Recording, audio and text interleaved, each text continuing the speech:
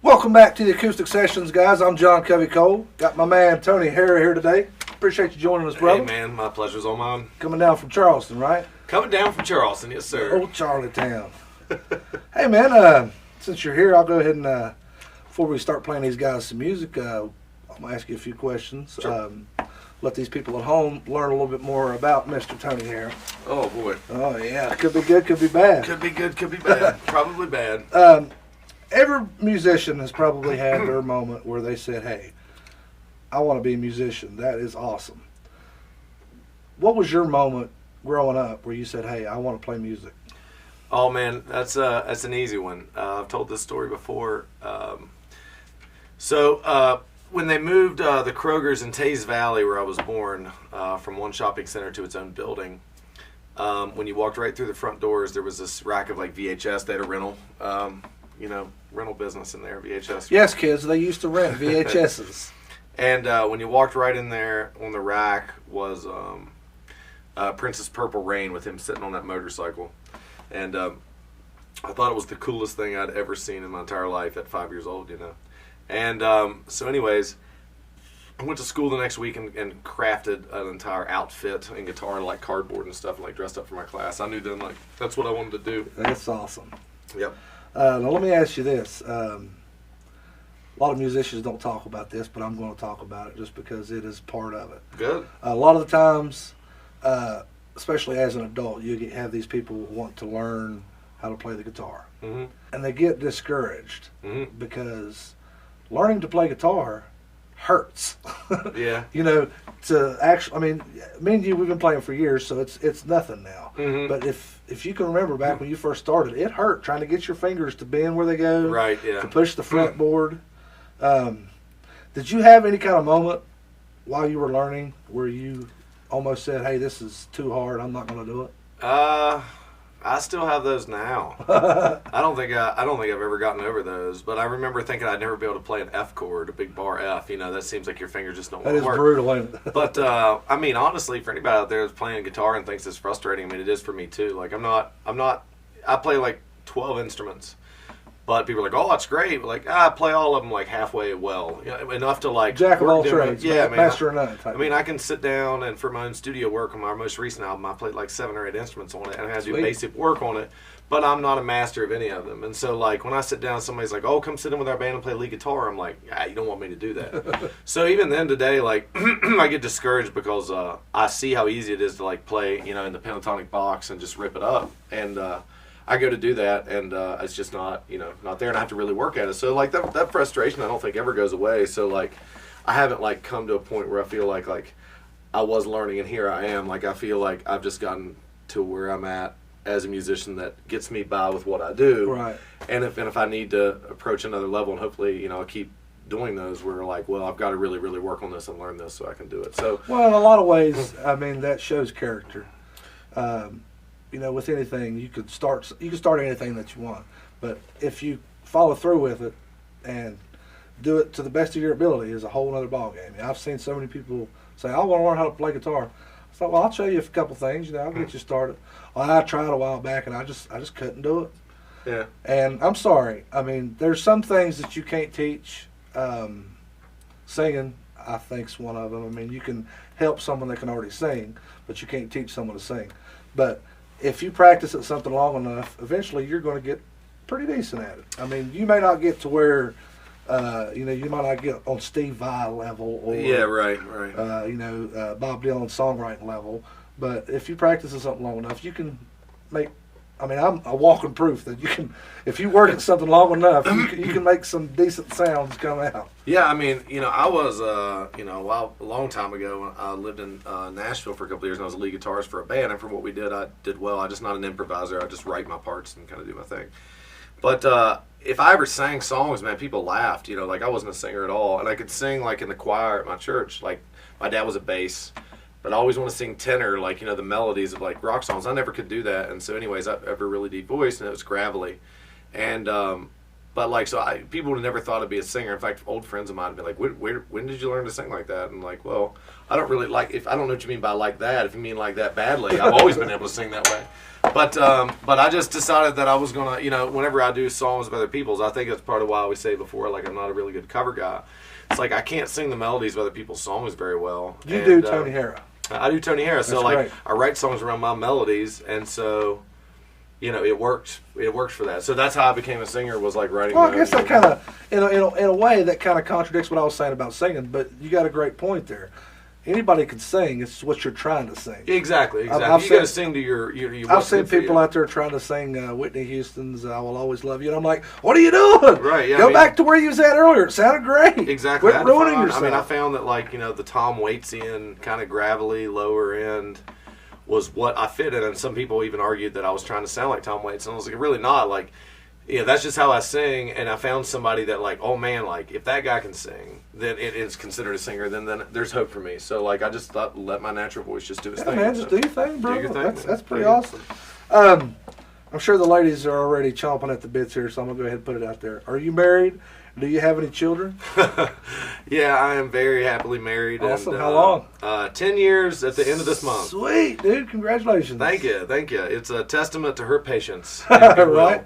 I have 3 kids, 3 boys, turning this year 8, 4, and 2. Sweet. So yeah, we've got a very busy household, and so. And for you people out there that don't play music, or women that aren't with someone that plays music, you guys really don't understand what kind of woman it takes to be with a musician. I mean, especially a touring, booked all the time musician. Yeah. Because it takes patience. It really does. It does, man. My wife, she says, she likes to hang out with other wives of musicians, and it gives her a sense of peace, because she said, we just had this conversation the other day. We went up to a get together for a friend of mine who was in town, who we toured together, but I haven't seen him since the tour ended in March.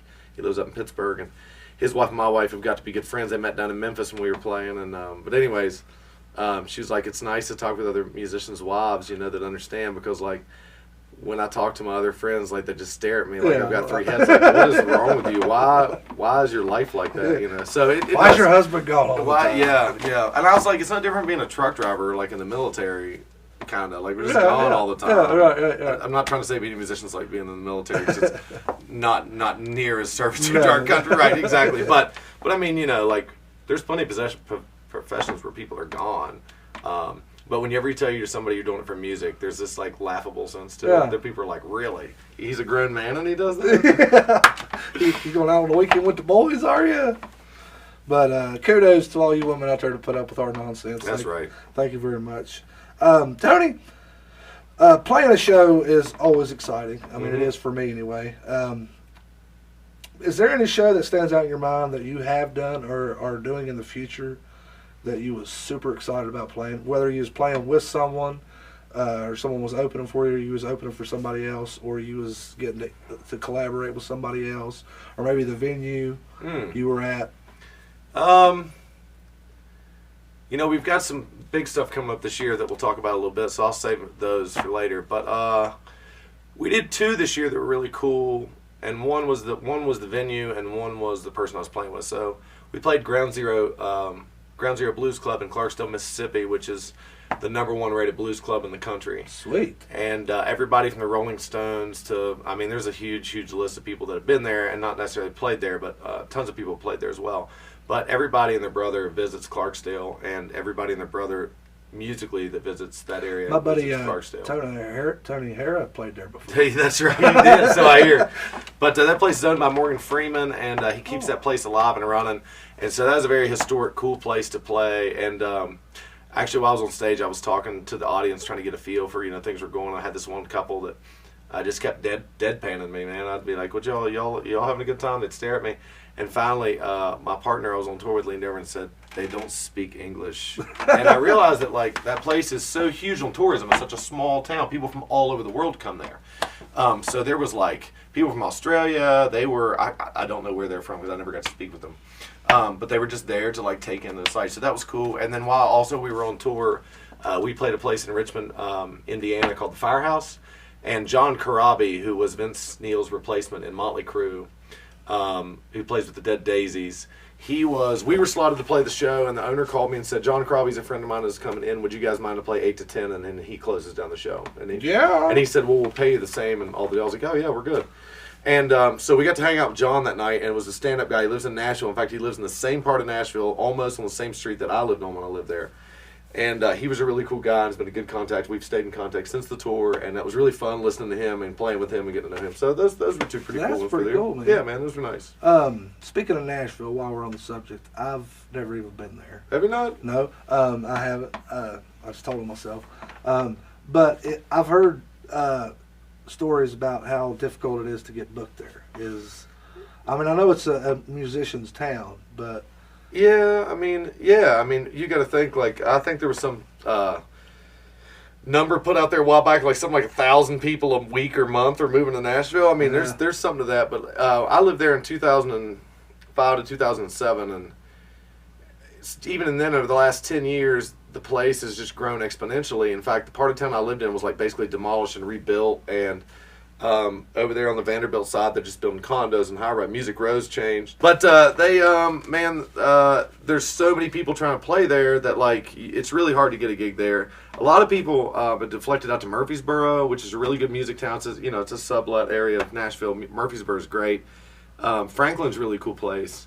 And then you can go, like, East Nashville, like the basement and stuff like that. But even those greater areas outside have become so flooded that those are hard too. So anytime we play Nashville, like basically I like pull on my friends and people that live there that I know, and that's how I usually get the gigs. So we played the Bourbon Street Boogie and Blues Bar. That sounds fun. It is, and that was like a really, really, really hard gig to get into. And I had a friend down there as a piano player, and he got us the gig. So like that works out pretty well. But like the Bluebird Cafe, like. You have to call ahead to get on the open mic night list, and you can call for like weeks and weeks and weeks and weeks and never even get on there. Just get busy signal. So I mean, everybody's trying to play there. It's music capital of the world, man. Right. Yeah. So let's play these guys some music. You want to? I like that idea. I'm going to play a song, and then I'm going to have you play a song here in a little while. All right. We'll go ahead and play. About some Benny King, Stand By Me. That sounds awesome. All right, let's give it a whirl. Oh, my.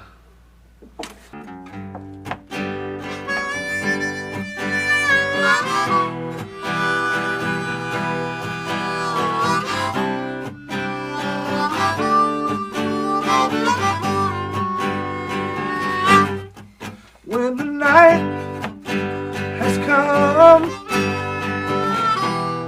land is dark, and the moon is the only light we'll see. No, I won't be afraid, no, I won't be afraid, just as long as you stand by me. And darling, stand by me. Oh, stand by me. Oh, stand by me. Stand by me. In the sky, in the pond, she tumble and fall.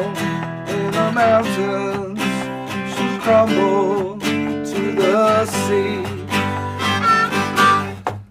I won't cry, no, I won't cry, I won't shed one tear, just as long as you stand by me.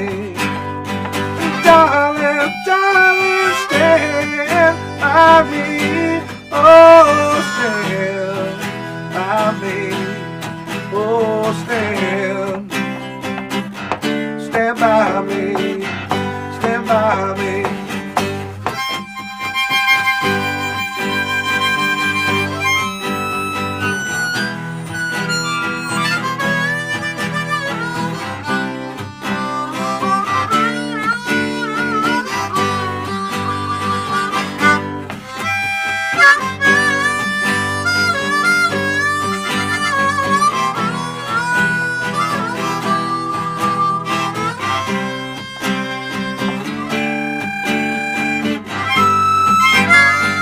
Darling, darling, stand by me. Oh, stand by me. Oh, stand. Stand by me. Stand by me. Yeah. There we go. Man, you make me sound good. I'm going to take you with me in my pocket in my next show. Oh, man, I wish that was the truth. So, you mentioned earlier you played 12 or so different instruments, as you guys can see. Plays the harmonica, harp, depending on what you want to call it. I've always called it a harmonica. I've heard a lot of people call it a harp. Please explain that to me. Oh, I think it's just in brevity. Well, I just don't, I think the harmonica players just stand, they end up calling it a harp players. I think it's just the cool thing. I got you. This is just a quick because thing. it's really rare you run into somebody that actually plays the harp, and so I don't think it's actually usually an issue. They're like, he must mean harmonica. Yeah. Especially if they wear sunglasses. This dude's got a harp with a Cupid arrow and everything. That'll bite me in the butt one day. I'm sure I'll be calling for a harp player in the studio, and the next thing I know, I'll have a guy dragging in a harp out of a minivan, and I'll learn my lesson. Well, man, let's talk a little bit about what you got coming up here in the next month or so. I know you told me you was going to take a little time off at the end of this month, but you got a couple shows this month. Thursday, June 15th, you're going to be at the Songwriter Stage. Where's that? It's above Little India. It's Fireside Lounge right on the corner of Elizabeth and Washington Street in Charleston. Yeah, in Charleston, sorry. I'm there on this Thursday. So yeah, it's above Little India. This Fireside Lounge on the corner of Elizabeth, and I'll be there on Thursday, June 15th. And then that's my last show until I'm gone the next week and a half to Disney World. Disney World, taking the kids. And then when I get back, I've got June 30th, which is Live on the Levee after party. Oh, sweet. I'm playing with the guys of the Dell from Huntington. They're on the Whiz Bang Bam booking and management company. They're great. They're a great group of kids. Should be a lot of fun. It'll be a lot of fun. And then I've got a couple small shows in July, and then in the middle of July, WTSQ 88.1 radio station is having their second anniversary bash at the Clay Center in the Gardens, and we are playing with Fletcher's Grove, the Company Stores, the MFB, I think Tim Browning and the Widowmakers. I'm almost positive. There's a whole bunch of bands, and honestly, I hate to forget somebody and not mention everybody that's going to be there, but I can't remember. There's a whole bunch of bands playing all day. I think tickets to that are like $20 or $25. That's July 15th. Saturday, July 15th. There's like 10 bands playing, and craft beer and local art. It's going to be like a big thing. So that ought to be pretty cool. Sounds like a lot of fun. Yeah, it's going to be pretty fun. You was telling me the other day that you're expected to play 100 plus shows this year. Yeah, I think if things work out the way. Yeah, me and my wife projected. were talking about it. I think I'm looking at maybe like 120, 125, 130, somewhere around there. That's the best way to get it out there, brothers. Just get it out there. The tours help, man. Playing 2 weeks with 1 day off knocks out a whole bunch, and then I'm taking 2 weeks off in July and doing a string of shows out west, in the Midwest, out to Oklahoma, and then back up through Missouri and through Indiana. You mentioned the Levee after party, June 30th, that you're doing. Mm-hmm. Tell these folks about the, what did you say, Labor Day weekend? You're going to be doing live on the Levee? Yeah, we're playing live on the Levee on September 1st. That's Friday. It's the very last live on the Levee, and it's going to be the Labor Day weekend celebration. We're playing at 6:30, and then Southern Avenue is playing at 8 o'clock. And then there'll be a fireworks display, so it ought to be pretty busy, especially for that last one. It'll be a good time. Yeah, might bring my youngest down to check that out. They love them firecrackers. Man, those are always my favorite shows. Anything I can take my kids to. Anytime I play in Fayetteville at the Grove, I can take my kids. You guys are probably tired of hearing this because I talk about it all the time. My favorite show I've ever done is I got to go play for my son's class last year. Oh yeah, and that was awesome. Yeah, my wife teaches high school, and she's got some kids in her class that are a big fan of my music. In fact, they probably bought more records than everybody else. She always talks about having me come in to get it where you can. So, no, that's always really nice, man. I like playing for, and having been able to have the kids there, and, that's always a nice thing, especially kid-friendly shows, like stuff in Charleston like that, wherever, like families can come, because I feel like a lot of my audience, anybody in my age bracket, in our generation age, they probably got kids, and it's hard to get out to a late show, and so, I know that if I only had one night out a month, I wouldn't come see me. So, I don't blame him for not coming out. So, but these family-friendly shows, I'm like, you have no excuse. You should be there. Yeah, so that always works out really nice. That's pretty cool, man. Well, I'll go ahead and tell you guys, I told you guys last week, I got a couple shows coming up. This Friday, June 16th, I'll be at the Tailgate in Bluefield, which I've never been there before. I'm excited about playing there. You ever been there? I have not. Might be worth checking out. I'll let you know next week. Yeah. I've heard a lot of good reviews about it. June 17th, the following night, I'll be at Dorsey's Hogtails at Heiko from 9 to 1, which is a great place. I love playing there. Is it? Yeah, love that place. And Wednesday, June 21st, I'll be at TCR's in Bluefield, which is a pretty awesome place. They just got new owners. I hear some things are changing. Since I've been there, they've built a stage, and I'm excited to get back here. So if you guys don't have anything going on, come see me. Come see Tony. Just go out and see live music somewhere. It don't have to be us. Just go out and support somebody. Absolutely. I'd prefer it to be. I prefer it to me be or John. Yeah, but you do what you like. We ain't gonna push you into it or nothing. Just saying. And you got another interview you just did with someone here recently. Tell these folks at home about that. It should air sometime this week, but I was very humbled. I was selected for Joni Deutsch, who is on West Virginia Public Broadcasting. She runs the program A Change of Tune, which runs nationally, I believe, on NPR. Sweet. And this is her second year in a row in doing what she's called 30 for 30, which is 30 days of West Virginia music. And she picks 30 West Virginia artists at her selection. And some of those are actually not artists. They're people in the industry, too, as I found out this year. And she does an interview, and then she also puts their music on the NPR show, and she's done a whole lot for the local scene, and a lot of the artists that have done her program have gone on to play Mountain Stage and have gone on to get bigger venues and their name. In fact, I was talking to Andrew Adkins, who you should get on this show.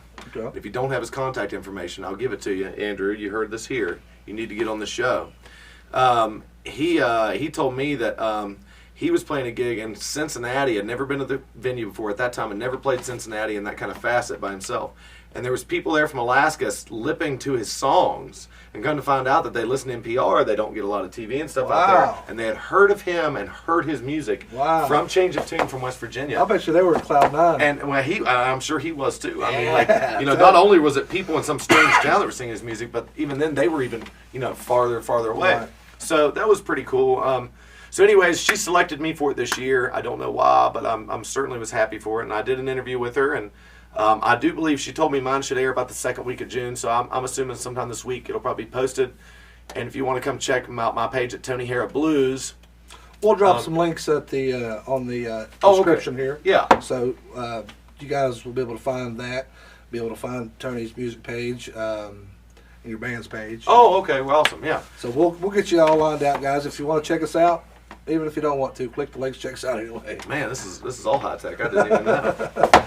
So, but yeah, that's exciting, man. That sounds like a lot of fun because I don't know if you people at home realize this or not, but there is a lot of musicians in West Virginia, and to be one of the 30 that she picked, that's pretty awesome, dude. Yeah, I didn't really. I mean, honestly, I'd put off filling out the application for a while because I thought, well, I've been doing some stuff in Charleston more, and I was going to do the radio station thing, and I thought, so I saw the last day to submit for it, and I thought, well, you know what, I'll submit, and no big deal. And so I submitted, and weeks went by, and I didn't hear anything, and then I just got an email from her one day, and I kind of looked at it, and I got selected for it, and I was like, really? Sweet. And so she said she really liked my new album, and thought it would fit perfectly with what she was doing, and I was blown away. She was great to talk with. She was just excellent personality, and she's just really fun person to be around. So it was really nice. See, I'm going to pay Tony some money after this show, so he says the same thing about me on the next interview he does, because this guy's going places. My kid's got to eat. He's going to Disney World with the kids. But anyway, guys, let's. If you don't mind, I would love for you guys to play. For you to play these guys one of your songs. I will do that. That'd be awesome. I'll tell you what. I'll play. It's probably my favorite song off my new record. My new record's at Oklahoma Blues, and I recorded a song on it called "My Old Town," and it was kind of about growing up in Scott Depot, Taze Valley, and I'd left and moved to Huntington for a long time, and then from there moved on to Nashville. And when I moved back, altogether about 8 or 9 years later, things had changed, and you always kind of expect the world to stop there, and you come back and it's still the same place. And so it was some of that, and a little bit of nostalgia. So I'll do that song, and you got it. Sweet, man. El Mariachi, Mexican restaurant and cantina on Airport Road in Beaver. Open 7 days a week, offering a mouth-watering array of delicious Mexican cuisine. Stop by and see Jay and Jose, and you'll see for yourself why El Mariachi was voted the best Mexican restaurant in southern West Virginia. El Mariachi will spice up your day. 1, 2, 3, 4.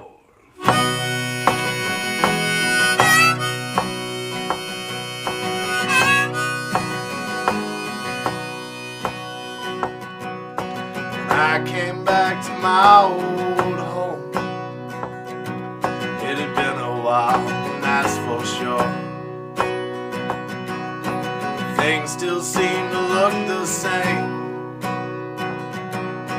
Kids and the folks down in Scott Lane, with them good old boys that used to run around. They went off to college, now they run this town. My old girl I ain't seen in years, married a doctor, got a house on the hill. Always see this town in my mind. Same old place now, frozen in time. Seems even small towns move on. And I hung around the station just a little too long.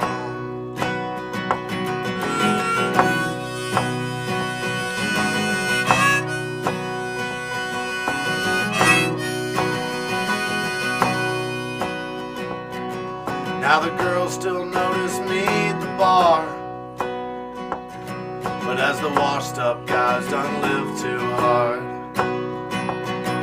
Hell, but I am cultured and I am free. Poverty can't take that from me. Knew a guy back when I played a mean guitar, but you stay around here, you won't get too far. So we packed up bags and we hit the road, but at 36 I'd have missed the boat. Always see this town in my mind. Same old place now, frozen in time. Seems even small towns move on. And I hung around the station just a little too long.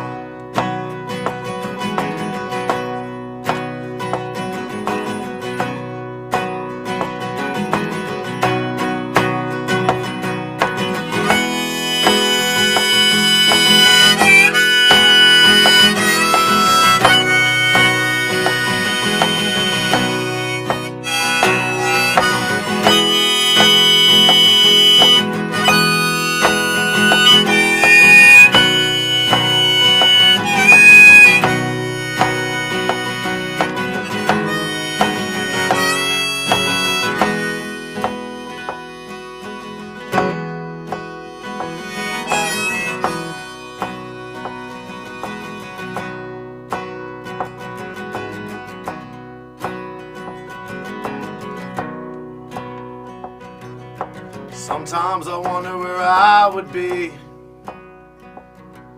if I'd put down the dream long enough to see. Well, I'd probably be married, doing just fine, but I'd rather be singing this hard luck line. Always see this town in my mind. now, frozen in time. Seems even small towns move on. And I hung around the station just a little too long. One more time.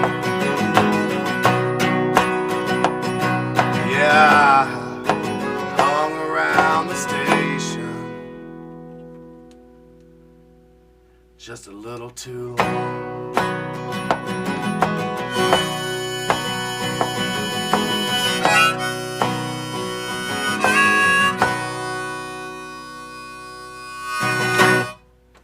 That's good stuff, brother. Thanks, man. I And appreciate that's one of you, huh? That's me, man. That's track number 3.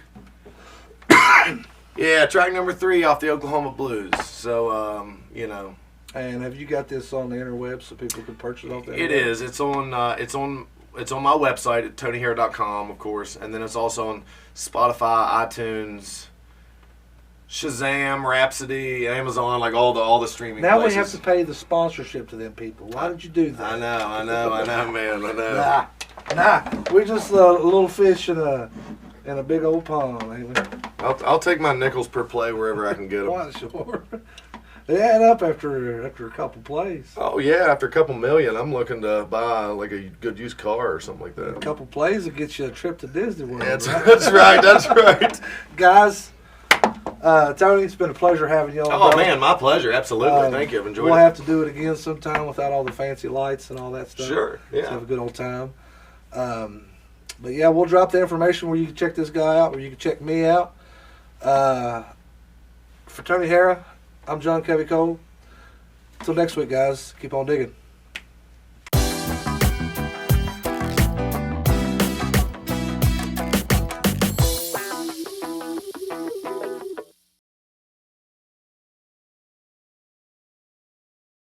How do we start this thing? Are we supposed to jump around like y'all did on that other one? We'll do that after we're done. Oh, do we? Yeah. No, I'm good, man. Dad done lost his pick. Sorry, man. I'm tuning down the whole step. My bad. That's all right. I was like, I don't know what G you're in, but from where I stand, it looks like a whole step forgot. We're not loud. No, I won't.